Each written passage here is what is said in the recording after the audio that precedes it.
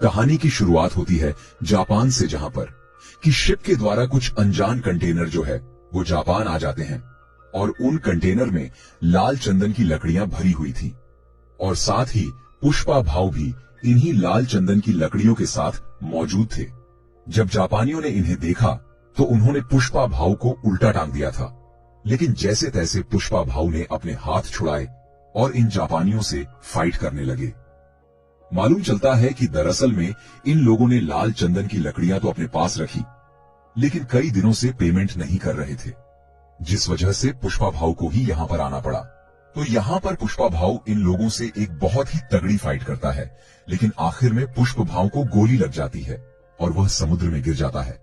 लेकिन तभी मालूम चलता है कि यह महज एक सपना था। तो अब मालूम चलता है कि पुष्पा भाव सिंडिकेट का लीडर बन चुका है और लाल चंदन की लकड़ियों को कहां पर भेजा जाना चाहिए, ये सब कुछ पुष्पा डिसाइड करता है। पुष्पा तो पूरी तरह से राज ही कर रहा था, लेकिन उसके बहुत सारे दुश्मन भी हैं। उनमें से पहले नंबर का दुश्मन है भंवर सिंह शेखावत, जो कि आईपीएस है। फिल्म के पहले भाग में पुष्पा ने शेखावत को नंगा दौड़ाया था, तो अपनी बेइज्जती का बदला लेने के लिए शेखावत कुछ भी कर सकता है, इसलिए वो एक प्लान बनाता है। जब पुष्पा के लड़के जंगल में जाकर लाल चंदन की लकड़ियों को काटने जाते हैं, तो यहाँ पर भंवर सिंह शेखावत भी वहां पहुंचता और इन सभी को प्लान बनाकर अरेस्ट कर लेता है, क्योंकि लाल चंदन की तस्करी में हमेशा पुष्पा बच जाया करता था, क्योंकि उनके पास कोई भी सबूत नहीं थे। शेखावत इन मजदूरों को बुरी तरह से मारता है और इन सभी 230 मजदूरों को जेल में डाल देता है, जिसके बाद एंट्री होती है पुष्पा भाव की, जो कि पुलिस स्टेशन पहुंचते हैं। लेकिन वहां पर शेखावत मौजूद नहीं था, लेकिन कुछ इंस्पेक्टर मौजूद थे। यहाँ पर पुष्पा भाव सारे मजदूरों को लेने के लिए नहीं आए थे, बल्कि सिर्फ और सिर्फ सीनू को लेने के लिए आए थे, क्योंकि आज उसकी शादी है। जब पुष्पा यहां से सीनू को ले जाने लगा तो उसने देखा कि सीनू के ऊपर बहुत सारे चोट के निशान हैं। जब उसने अपने सारे मजदूरों को देखा तो उसका दिमाग खराब हो गया, क्योंकि पुष्पा के सारे मजदूरों को सखावत ने बुरी तरह से मारा पीटा था। यह देखकर पुष्पा भाव पुलिस इंस्पेक्टर से कहता है कि इन लोगों पर शेखावत सर ने हाथ उठाया है। इसका मतलब कि आपने पुष्पा के ऊपर हाथ उठाया है, इसलिए वो यहां से इन सभी को लेकर जा रहा है। ये देखकर इंस्पेक्टर और बाकी पुलिस वाले कहते हैं कि अगर आप इन सभी लोगों को लेकर चले जाएंगे तो हमारी नौकरी भी चली जाएगी। यह सुनकर पुष्पा भाव इनसे कहता है कि आज से तुम्हारे रिटायरमेंट तक जितना भी पैसा तुम जोड़ने वाले हो, उन सारे पैसों को पुष्पा देगा। मतलब कि आज तुम्हारा रिटायरमेंट हो रहा है। पुष्पा उन सभी का रिटायरमेंट कर देता है। और जब शेखावत पुलिस स्टेशन पहुंचा तो वहां पर कोई भी मौजूद नहीं था। वो समझ गया था कि सभी को पुष्पा भाव ने खरीद लिया है। तो इस तरह से पुष्पा भाव इलीगल काम तो करता है, लेकिन वह अपने मजदूरों का बहुत ज्यादा ख्याल रखता है और साथ ही वह अपनी बीवी श्रीवल्ली से भी बहुत ज्यादा प्यार करता है। अब अगले दिन हम देखते हैं कि श्रीवल्ली जब मंदिर में पूजा करने के लिए जाती है, उसी मंदिर में पुष्पा का सौतेला भाई मुरली भी मौजूद था और वो यहाँ श्रीवल्ली से कह रहा था कि आप पूजा तो करवा लोगे, लेकिन क्या तुम्हारे पास खुद का गोत्र है, खुद का सरनेम है? मुरली उन्हें हमेशा नीचा दिखाता है, लेकिन मुरली की बेटी कावेरी उन्हें पसंद करती है। वो उनके साथ रिश्ता निभाना चाहती है और कावेरी श्रीवल्ली को चाची बुलाती है, लेकिन मुरली कावेरी को मना करता है कि वो उनसे बात ना करे। तो पुष्पा श्रीवल्ली की सारी बात मानता है और आज पुष्पा सिद्धप्पा के साथ मिलकर सीएम से मिलने वाला था। इसलिए श्रीवल्ली यहाँ पर पुष्पा से कहती है कि अगर तुम जा ही रहे हो तो सीएम के साथ फोटो खिंचाकर लाना, ताकि हम उसे फ्रेम कराकर हॉल में लगाएंगे। पुष्पा ने अपनी पत्नी से वादा कर लिया था, लेकिन जब वो वहां पहुंचा तो वहां कुछ और ही हो गया।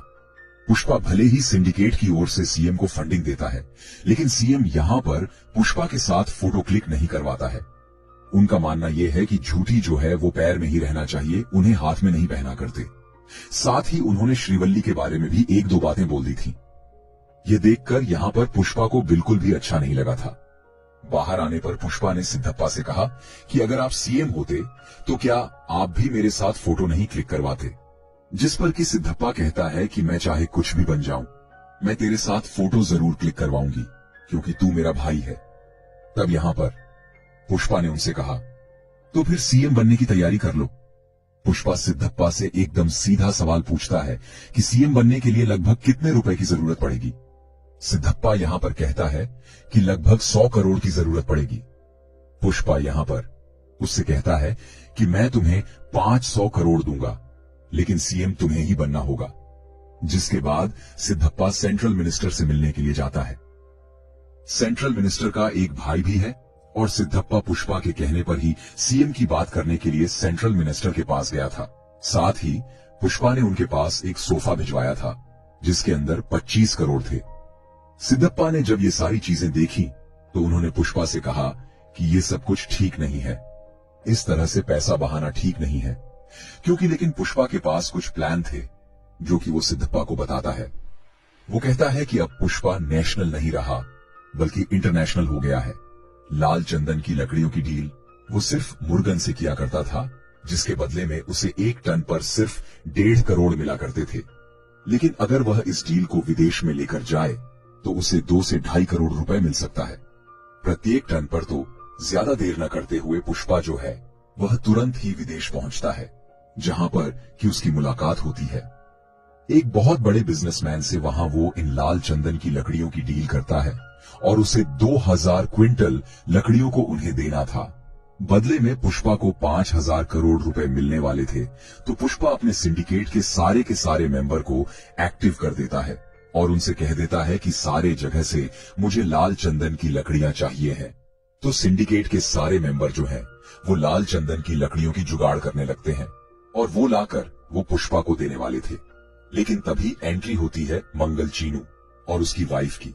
इन लोगों को मालूम चल जाता है कि पुष्पा जल्द ही 2000 क्विंटल लाल चंदन की लकड़ियों को बाहर भिजवाने वाला है। वो यह बात शेखावत से जाकर कहते हैं ताकि शेखावत उन्हें जब्त कर ले। साथ ही मंगल चीनू और उसकी वाइफ शेखावत से ये भी कहते हैं कि वो सिंडिकेट के मेंबरों को डराए धमकाए ताकि सारे सिंडिकेट के मेंबर डर जाएं और वो यह काम ना करें। बात कुछ ऐसी है कि मंगल चीनू खुद ही सिंडिकेट का प्रेसिडेंट बनना चाहता है। तो भंवर सिंह को जब यह बात मालूम चली तो उसने सारे चेकपोस्ट पर नाकाबंदी करवा दी। तभी चेकपोस्ट पर एक लाल चंदन से भरा ट्रक पहुंचा। शेखावत वहां पहुंचा और इस बार उसने बिल्कुल भी रहम नहीं की और उस सारे के सारे ट्रक को उसने जला दिया था। साथ ही सिंडिकेट का मेंबर जब यहां पर पहुंचा तो यहां पर भंवर सिंह ने उसे मौत के घाट उतार दिया था, जबकि मंगल चीनू चाह रहा था कि बस बो से डराए धमकाया। लेकिन भंवर सिंह कहता है कि उसका डराने का अंदाज थोड़ा अलग है। अगर मैंने इसे मार दिया है तो सिंडिकेट के बाकी मेंबर भी स्मगलिंग करने से डर जाएंगे। तो जो सिंडिकेट का मेंबर मारा गया है उसकी श्रद्धांजलि पर सभी लोग पहुंचे, सिर्फ और सिर्फ पुष्पा को छोड़कर। लेकिन तभी मंगल चीनू और यही के कुछ लोग जो हैं वो सिद्धप्पा से कहने लगते हैं कि अगर पुष्पा और भंवर सिंह के बीच में दोस्ती नहीं हुई तो वो ऐसे ही लोगों को मारता रहेगा और अगर ऐसा ही चलता रहेगा तो फिर पुष्पा को प्रेसिडेंट से हटा देना चाहिए। लेकिन सिद्धप्पा यह होने नहीं दे सकता, इसलिए सिद्धप्पा तुरंत ही भंवर सिंह के पास पहुंच जाता है और वो उसे कुछ रिश्वत वगैरह देने की कोशिश करता है। वो उसे लगभग 10 करोड़ रुपए दे रहा था, लेकिन भंवर सिंह नहीं मानता है। वो कहता है कि उस रात उसने मुझे नंगा दौड़ाया था, मैं उसे किसी भी हालत में उसे नहीं छोड़ने वाला। तभी यहां पर सिद्धप्पा कहता है कि अगर वह तुमसे माफी मांग ले और सभी के सामने सॉरी कह दे तो क्या तुम तब उसे माफ कर पाओगे। ये सुनने के बाद भंवर सिंह तुरंत ही हाँ कह देता है और कहता है कि पार्टी का इंतजाम करो ताकि सभी के सामने पुष्पा उससे माफी मांग सके। तो पार्टी के दिन सभी लोग यहां पर पहुंच जाते हैं। सभी लोगों को यह देखना था कि आखिर पुष्पा भंवर सिंह से माफी मांगता है या फिर नहीं, क्योंकि पुष्पा आज तक नहीं झुका है। क्या वो आज झुकने वाला था? तो पुष्पा सिद्धप्पा, श्रीवल्ली और कटलेट के कहने पर और सिंडिकेट की भलाई के लिए यहां पर उससे माफी मांगने के लिए कह देते हैं। पुष्पा भी बहुत ज्यादा शराब के नशे में था, इसलिए वो सभी के सामने भंवर सिंह से माफी मांग लेता है। ये सुनकर भंवर सिंह बहुत ज्यादा खुश हो जाता है, यहां तक कि उसने तो पुष्पा की आवाज रिकॉर्डिंग तक कर ली थी और यही बार बार सुन रहा था। लेकिन जब पुष्पा घर वापस जा रहा था तब उसे बहुत ही ज्यादा अजीब लगा और पार्टी के सारे लोग शॉक्ड थे कि आखिर पुष्पा ने सॉरी कैसे बोल दिया। पुष्पा को इतना ज्यादा बुरा लगा था कि वो तो आईने में अपनी शक्ल भी नहीं देख पा रहा था। उसे इतना तेज गुस्सा आता है कि वह सभी को सड़क पर ही छोड़ देता है और कार को वापस घुमाकर उसी पार्टी में वापस पहुंच जाता है। जब भंवर सिंह यहां से जाने वाला था, तब पुष्पा यहां पर भंवर सिंह की कार को टक्कर मारता है, तो भंवर सिंह स्विमिंग पूल में जाकर गिरता है। पुष्पा उसी स्विमिंग पूल में पेशाब भी करता है।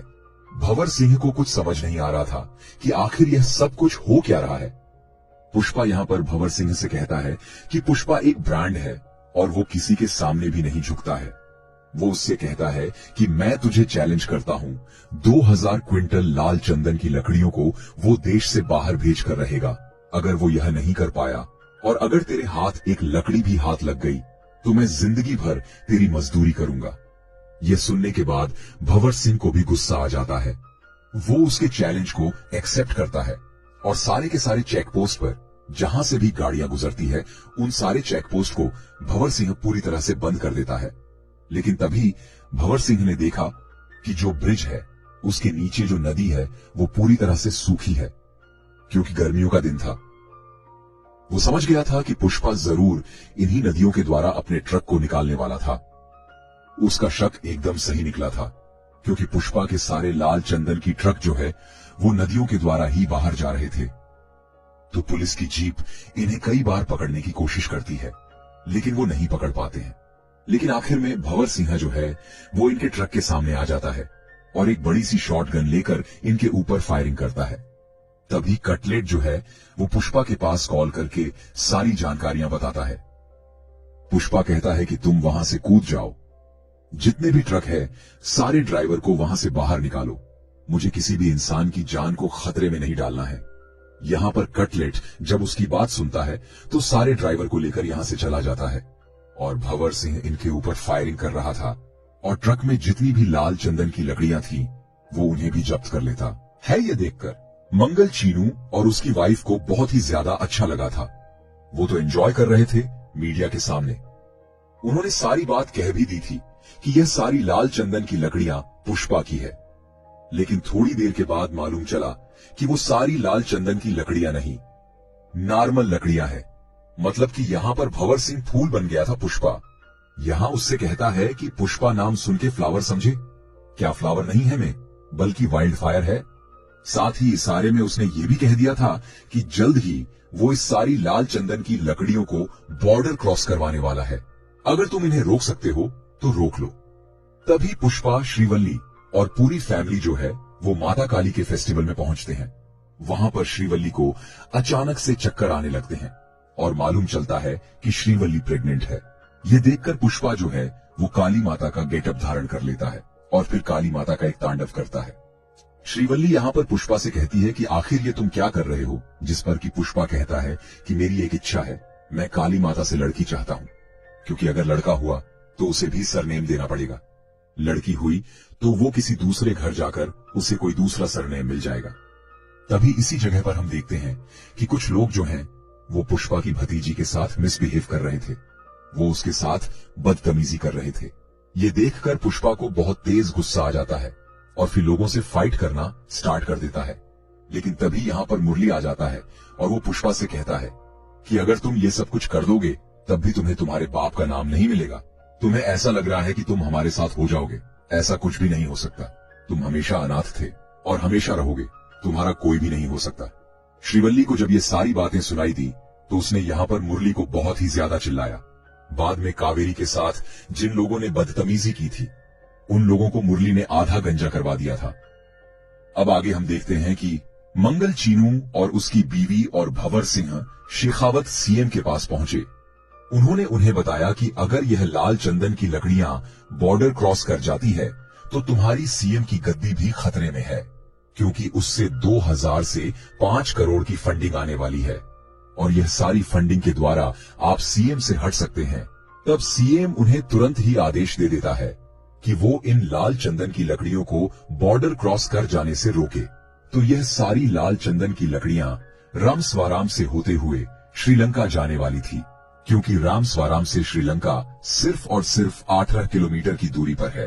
तब भंवर सिंह शेखावत यहां पर पहुंच तो जाता है, लेकिन लाल चंदन की लकड़ियों को पकड़ नहीं पाता है, क्योंकि ये सारी शिप के नीचे मौजूद थी, जिस वजह से भंवर सिंह इनका पीछा भी करता है, लेकिन वो उन्हें नहीं पकड़ पाता है। तो माल डिलीवर हो जाने के बाद